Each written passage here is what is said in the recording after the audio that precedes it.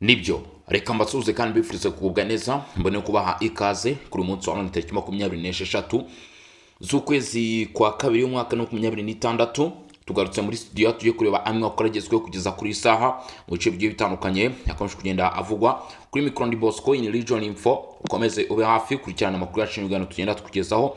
Muri amakuru turaza kwimara ku bijyanye n'imirwano ikomeje kuvuga muri territoire y'amasisi mu duce tugiye dutandukanye, aho ari imidugudu yaramukiyemo imirwano kugeza magingo ngaya. Turaza kureba iyo midugudu, turareba kandi ibice bikomeje gusatirwa imongungu Masi centre n'igisirikare cya leta Repubulika ya Demokarasi ya Kongo FARDC. Biraza no kutwerekeza muri groupe ya Nyamaboko naho turebe imirwano yaramutse ivugwayo. Ibyo byose turaza kubirebera hamwe. Perezida Antoine Félix Tshisekedi Tshilombo yageze i Paris mu Faransa aganira na mugenzi we Emmanuel Macron, ndetse baganira ku bijyanye ni ihagarikwa ry'imirwano n'uburyo ki ubutegetsi bwa guverinoma bushaka kugaruka mu bice bitandukanye birimo n'umujyi wa Goma.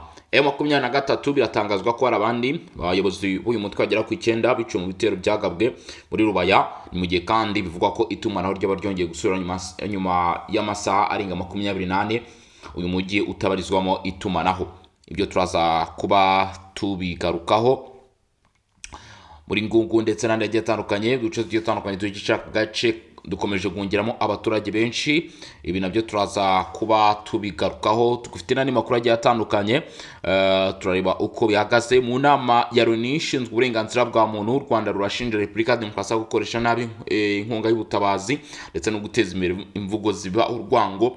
Ibyo nabyo turaza kubigarukaho. Tubuze n'ikibazo cy'akarere. Urasabwa rero gukomeza kubana naso cyangwa se kuba hafi muri amakuru n'ibigano kugira ngo urusheho gukomeza kugenda umenya uko byifashe mu bice bigiye bitandukanye bikomeje kugenda bivugwamo amakuru, aho twifashisha rero abaherereye ndetse n'andi makuru agiye atandukanye, tukareba uko bihagaze kugeza kuri uyu munota. Nyuma rero duhere ku bijyanye n'imirongo imbere ku rugamba ni kuvugwa imirwano ikomeye cyane. Igisirikare cya leta ya Kongo FARDC gifatanyije na Wazalendo ndetse havugwamo n'abacansho nk'uko babishinjwa n'umutwe wa 23 bakomeje gutera imbere mu bice bigiye bitandukanye. Ubu agace bita Mahanga ko muri groupe ya Nyamaboko ya mbere muri territoire Masisi, ingabo za FARDC zamaje kuhagera nk'uko bivugwa guhera ku munsi w'ejo kwa gatatu. Imidugudu irimo Kazinga ndetse n'aho bita Ndete mu by'ukuri yarafashwe ahangani muri Oso Banyungu muri territoire ya Masisi n'ubundi. Ibi rero mu by'ukuri nanone ni bimwe mu bikomeje gutanga motivation ku gisirikare cya leta ya Kongo FARDC. Ifatwa rya Mahanga rigaragaza isaturwa ry'ibindi bice kuko ibi ni bice mu by'ukuri bigenda bifungura amarembo yo kuba FARDC ishobora kugira mu bice bigiye bitandukanye nk'uko bivugwa. Masisi centre ni igice kiri gusatirwa cyane n'igisirikare cya leta Repubulika ya Demokarasi ya Kongo, ndetse iri fatwa rya Mahanga no kuba FARDC yageze Kazinga ndetse no bita Ndete ni ikizere gikomeye cyane ku gisirikare cya leta ya Kongo FARDC mukomeza kwigarurira imyanya itandukanye kuko bivugwa imaze iminsi mu by'ukuri iri mu maboko y'umutwe witwaje intwaro wa 23. M23 iri kugabwaho ibitero mu mpande zose zishoboka, ndetse ibitero biri guhitana abarwanyi benshi cyane. Bivuga ko kugeza kuri ubu ngubu uyu mutwe umaze gutakaza abarwanyi barenga 120. Ku itariki 26 Gashyantare muri Basisi imijyi irimo Ruke, Kasenyi ndetse n'abita Katoboto yongeye kugenzurwa n'umutwe wa 23 kuko bivuga ko utu duce mu 23 yaje kwagaba ibitero byinshi cyane, ndetse akaba ari imyanya irimo abaturage nk'uko abaturage muri aka gace babivuga ngo imirwano mu by'ukuri harimo isatira agace ka Kazinga n'undi kongeye kuba kafatwa n'igisirikare cya leta Repubulika ya Demokarasi ya Kongo. Impande n'impande zirahanganye.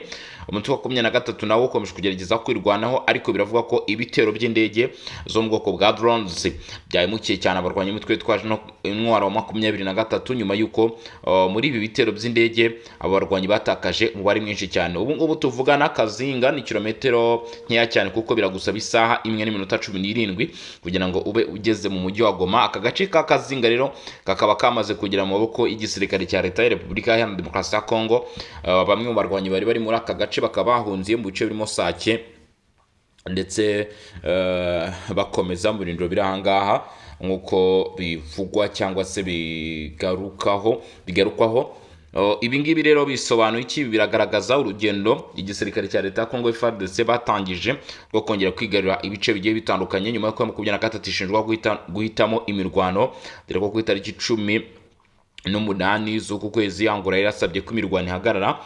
Bikavuga ko M23 yanze ihagarikwa ry'imirwano hitamo urugamba igisirikare cya leta ya Kongo guhera icyo gihe bakaba barahise batangiza ibitero ku mutwe wa 23 bigaragaramo drone zo mu bwoko bwa CH4 UH-3.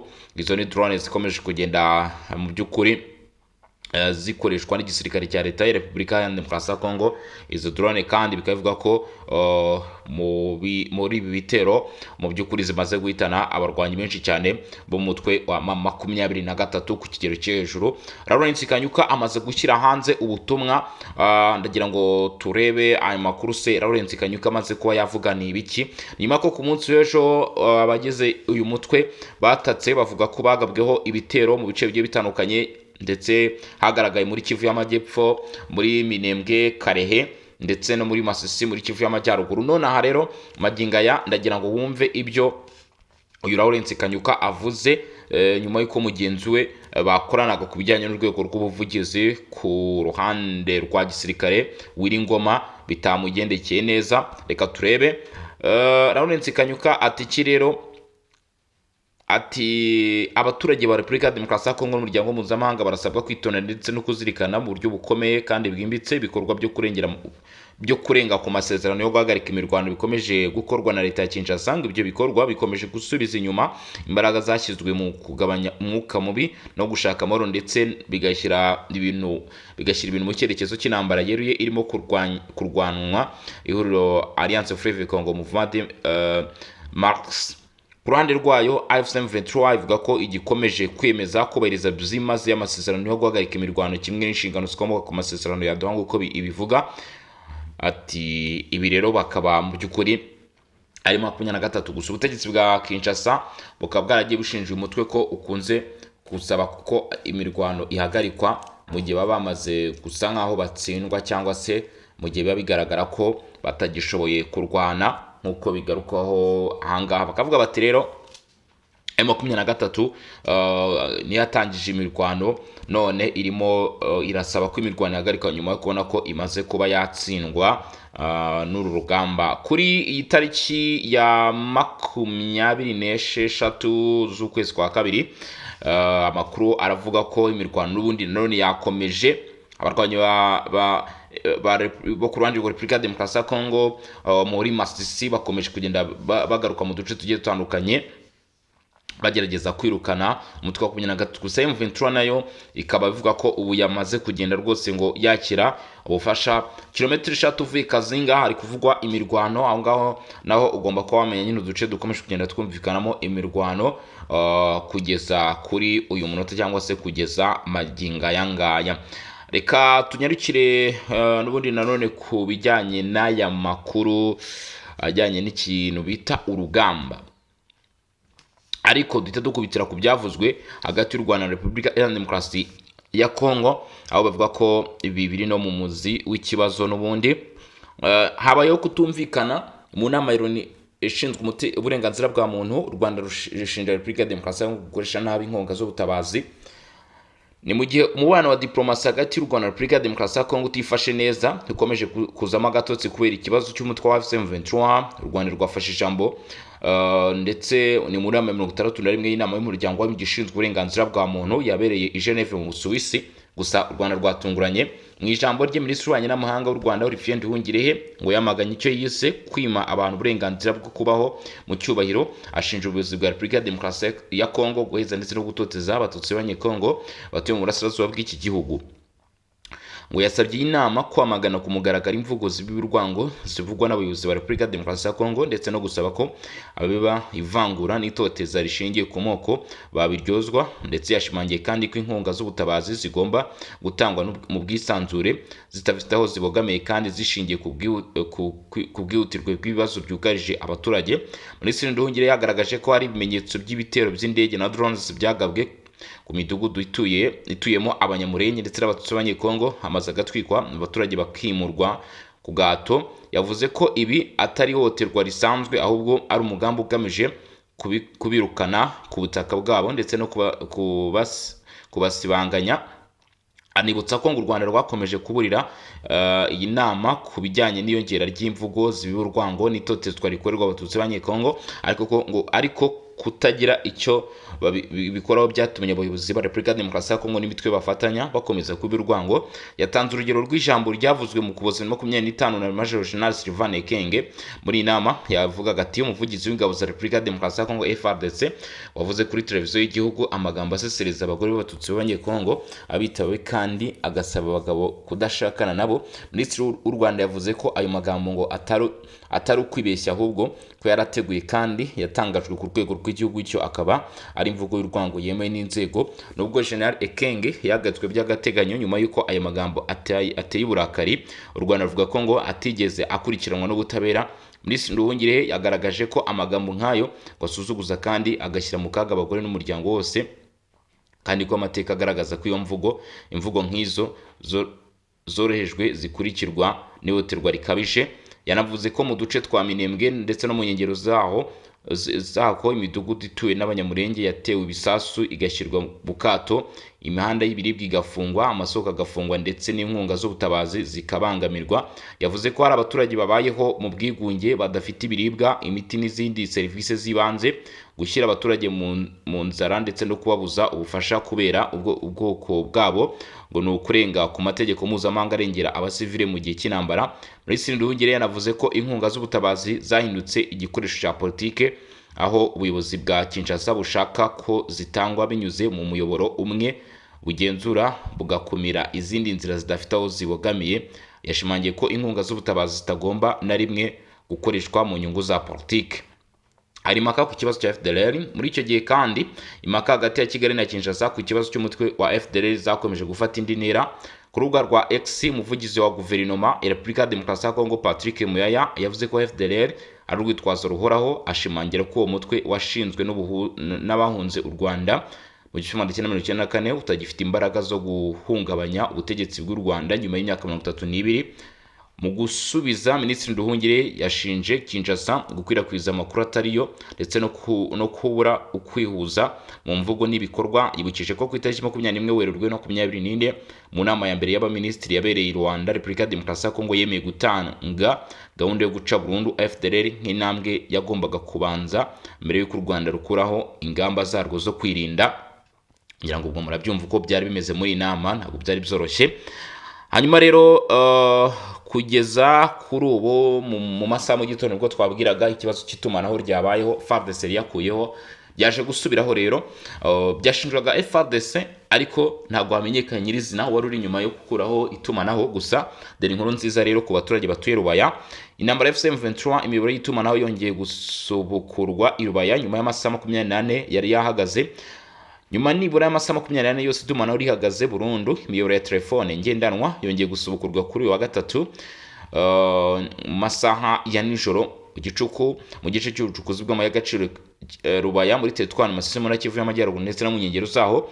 Ihagarikwa ryabaye kuwa kabiri ryatewe n'ibisasu byangije ibikorwa remezo by'iminara itatu y'amasosiyete y'itumanaho ariyo Vodacom, Orange ndetse na Airtel Rubaya nk'uko byemezwa n'amakuru atandukanye aturuka aho mu gace. Ibyo byangiritse byabereye mu mirwano yahuje inyeshyamba za FCM23 ngo n'ingabo za Repubulika ya Demokarasi ya Kongo zifatanyije n'abarwanyi ba Wazalendo.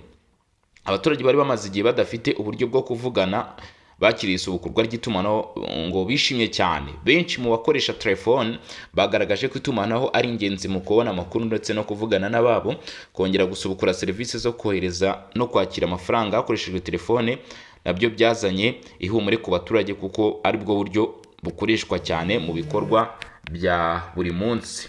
Mu gihe itumanaho ryari ryahagaze, ubutumwa bugufi SMS n'amatelefone kuri Vodacom byakoraga rimwe na rimwe, ariko internet yo ntiyakoraga na gato. Kuri ubu abaturage benshi birubaya bemeza ko internet yongeye gukora neza. Nubwo bimeze bityo, umutekano wacyari muke muri ako gace. Kuri wa gatatu tariki 25 Gashyantare imirwano yakajije umurego mu mudugudu wa Kasenyi werereye mu gace ka Kibabi. Inyeshyamba za FCM23 zatangije igitero cyo kwisubiza cyo kwisubiza nyuma ku ngabo za leta ya Kongo nabo bafatanyije barimo Wazalendo bari barafashe ako gace ku cyumweru gishize nyuma y'amasaha menshi y'imirwano. Amakuru aturuka mu gace avuga ko inyeshyamba zongeye kwisuganya zizana abasirikari n'amasasu by'inyongera. Intego yabo ngo ni ugusubiza kwisubiza Kasenyi ndetse no guhagarika ingabo zishyigikiwe na leta gukomeza kwerekeza Rubaya, ifatwa ry'agace k'ingenzi cyane ku ruhande rwa FCM 23 muri aka gace ka teritwari ya Masisi nk'uko bivugwa n'uruhande rw'izi nyeshyamba. Imirwano iri kuba Rubaya ikomeje guteza akaga gakomeye cyane, ubuhunzi bwinshi, ibibazo by'ubuhunzi byabaye ibibazo. Umujyi wa Ngungu iherereye muri shofero y'Abahunde muri Masisi mu ntara y'Kivu y'Amajyaruguru wakiriye umubare munini w'abaturage bahunze imirwano yabereye mu midugudu ukikije yahuje inyeshyamba za FCM 23 n'ingabo za leta zifatanyije n'abarwanyi ba Wazalendo. Imiryango yahunze mu buryo bwihuse ita ibyayo ihungira mu mujyi rwagati Ngungu, aho imibereho igenda irushaho kuba mibi kuko umwe mu bayobozi bo ku rwego rw'ibanze yabitangaje ngo gukomeza kwakira impunzi bishyira igitutu gikomeye ku miryango yazakiriye, aho yagira ati imiryango irasangira dukifite ariko uko iminsi ishira ibintu birushaho gukomera. Ibice bitandukanye bya Ngungu amazu asanzwe ari mato acumika indi miryango 2 cyangwa 3 yongereyeho.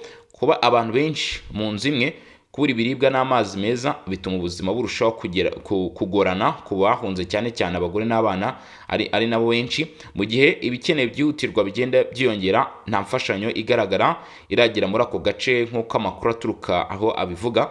Abahungiye Ngungu babayeho ahanini ku bufatanye n'ubufasha bw'abaturage, mu gihe ubukungu bw'ako gace nabwo busanzwe butifashe neza.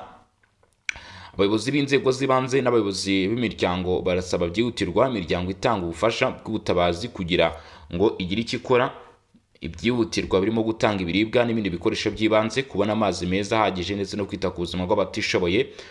Nubwo nabo bafite ibibazo byabo, abaturage ba Ngungu bakomeje kugaragaza umutima w'ubufatanye ndetse no kwakira abahunga. Hari ibikorwa by'abaturage byo gusangira byo kurya ndetse no gutangaho kuba by'agateganyo. Ariko kandi abayobozi bo muri ako gace baraburira ko ubufatanye bwiza bw'abaturage butazashobora gukomeza igihe kirekire hatabonetse inkunga ihamye mu by'ukuri igatangwa bitewe n'ubwinshi bw'ibikenewe. Nk'uko abahungiye Ngungu barushaho kuba mu kaga, abaturage bizeye ko imiryango itanga ubutabazi izagira ikora vuba kugira ngo harindwe ibibazo by'ubutabazi birushaho gukomera muri iki gihe hano muri Kivu y'Amajyaruguru. Ntabwo byoroshye rero. Ati uburyo bwo kugenzura Gahenge, ubuyobozi bushya. Reka turebe n'aya makuru n'Ubufaransa ndetse na Perezida Tshisekedi. Kandidatire ya Repubulika ya Demokarasi ya Kongo muri UEFA, Tshisekedi na Macron baganiriye kuri iki kibazo mu biganiro byihariye byabereye i Paris. Kuwa gatatu tariki 25 Gashyantare, Perezida wa Repubulika Iharanira Demokarasi ya Kongo Felix Tshisekedi yongeye guhura na Perezida w'Ubufaransa Emmanuel Macron. Ni mu biganiro byihariye byabereye ku ngoro y'umukuru w'igihugu w'Ubufaransa i Paris. Uretse kuganira ku bibazo by'umutekano muke mu burasirazuba bwa Repubulika ya Demokarasi ya Kongo bisanzwe bigarukwaho, aba bakuru b'ibihugu byombi banavuze ku bijyanye no kwiyamamaza kwa Repubulika ya Demokarasi ya Kongo ku mwanya w'umunyamabanga mukuru w'umuryango w'ibihugu bikoresha igifaransa nk'uko byatangajwe n'ibiro bya Perezida wa Kongo. Mu ntangiriro za Gashyantare, Ubufaransa bwohereje Kinshasa intumwa yari iyobowe na Ernest Cariot, minisitiri wungirije ushinzwe umuryango w'ibihugu bikoresha igifaransa. Ubufatanye mpuzamahanga n'abafaransa baba mu mahanga yagaragaje ko Ubufaransa bwiteguye kwakira kandidatire zose, anemera ko Repubulika ya Demokarasi ya Kongo ifite uburenganzira n'ubushobozi bwo kugira uruhare rukomeye muri UEFA. Yagize ati kugeza ubu Ubufaransa bwiteguye kwakira kandidatire zose zizaba zatanzwe mbere ya tariki 15 Gicurasi. Tuzakurikirana neza iyo gahunda. Icy'ingenzi kuri twe ni uko Repubulika ya Demokarasi ya Kongo igira uruhare rwayo rwuzuye mu muryango w'ibihugu bikoresha igifaransa. Dufite byinshi byo gukora mu guteza imbere ururimi rw'igifaransa n'indangagaciro dusangiye. Tuzi kandi ko Repubulika ya Demokarasi ya Kongo ishyigikiye cyane imikoranire mpuzamahanga. Twanaganiriye ku myanzuro ifatirwa mu muryango w'abibumbye no ku mwanya wa Repubulika ya Demokarasi ya Kongo igiye kujyamo nk'umunyamuryango w'akanama k'umutekano Karoni mu gihe cy'imyaka 2. UEFA nayo ni urwego rukomeye cyane kandi twizeye ko Repubulika ya Demokarasi ya Kongo izarugiramo uruhare rwayo. Hagati aho hitezwe indi ntambara ya diplomasi hagati ya Repubulika ya Demokarasi ya Kongo n'u Rwanda, kuko u Rwanda rwamaze gutangaza ko Louise Mushikiwabo aziyamamariza manda ya gatatu ku mwanya w'umunyamabanga mukuru wa OEF, nubwo amakimbirane hagati y'ibihugu byombi asanzwe agaragara cyane mu rwego rw'umutekano ubu ashobora kwimukira mu rwego rwa diplomasi. Ibi bizagaragarira cyane mu nama nkuru y'umuryango w'abibumbye w'ibihugu bikoresha igifaransa iteganyijwe kubera muri Cambodia ku itariki 15 na 16 Ugushyingo 2026. Muri iyo nama ibihugu na za guverinoma zigize OEFA nibwo bizahitamo umuntu uzayobora uwo muryango nk'uko bigaragazwa. Kugeza kuri ubu ngubu Tshisekedi Paris mu Rwanda ikaze nanone Masisi ikomeje kwiyongera, mu gihe Perezida Felix Tshisekedi yari yakiriwe kwa gatatu mu ngoro ya Paris Emmanuel Macron umutekano wongeye kuzamba mu karere ka Masisi mu Kivu y'Amajyaruguru, aho habaye ibitero byo kwisubiza ibice byari byarafashwe n'ingabo za leta FARDC babifashijwemo na Wazalendo, ndetse hakiyongera umubare w'abaturage bahunga Igoma ho hageze ubuyobozi bushya bw'urwego ruhuriweho rushinzwe kugenzura ibarizwa ry'agahenge, mu gihe ishyirwa mu bikorwa ryako rikomeje kugenda bigura intege. Paris na Kinshasa UEFA ku isonga cy'ibiganiro bya diplomasi nibyo byaganiyeho nk'uko tumaze kubigarukaho. Imirwano yakomeje kwiyongera ubwo Perezida Felix Tshisekedi yari atari muri aka gace. 2023 ivuga ko ari guhungabanya agahenge, gusa ibyo kugeza kuri ngubu bihugu Repubulika ya Demokarasi ya Kongo ikabivuga ko byarenzweho n'uruhande rw'umutwe wa 23 mu gihe imirwano ikomeje mu duce tugiye dutandukanye twahangaha.